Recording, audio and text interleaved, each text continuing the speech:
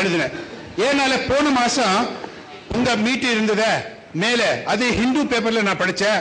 அது படிச்சப்ப எனக்கு தோணுது நான் வந்து பார்க்கணும் என்ன ஆக போறது இங்க என்ன. நீங்க கேட்கல ஏன் அந்த மாதிரி நீங்க சொன்னீங்கன்னா, நான் ஒரு மனநோய் டாக்டர். 30-40 வருஷமா நான் மனநோய் டாக்டர் ஆகி அதில் கேன்சர் பேஷண்ட்ஸ்க்கு நான் பார்த்துட்டு இருந்தேன். ஆனால் போன ஒரு வருஷத்திலிருந்து நான் உங்க மாதிரியே ஒரு பேஷண்ட்.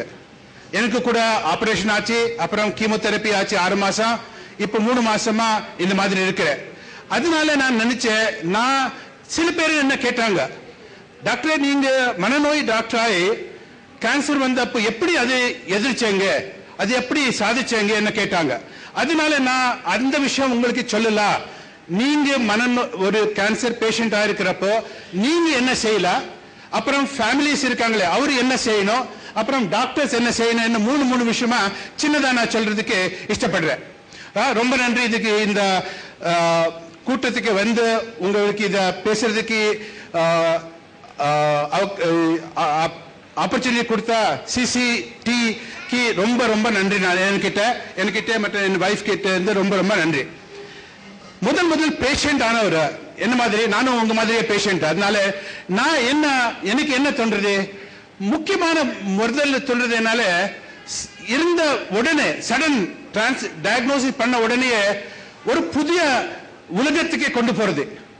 நாங்க என்ன நினைச்சிருந்தேன், நான் இது செய்ய போறேன், அது செய்ய போறேன், அது ஆக போறது, இது ஆக போறது, எல்லாம் ஒரே தடவை டத்துல எப்படி எலக்ட்ரிசிட்டி போனால டிவி ஸ்கிரீன் காலியாக போறது அந்த மாதிரி ஆக போறது. உங்களுக்கு புது ஜன்மம் மாதிரி ஆறுது.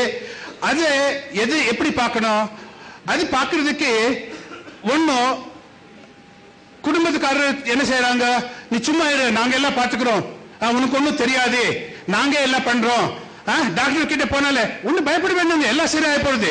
இப்பதான் சொல்லிருக்காங்க Javier it is curable. Curable சில நோய்க்கு கியூரபிள், பட் ஜாஸ்தி ஜனங்களுக்கு கியூரபிள் இல்லை. ஆனால ஒரு இருக்கிற நோயை புரிஞ்சுக்கிறதுக்கு கூட அவகாசம் கிடைக்கிறது இல்லை.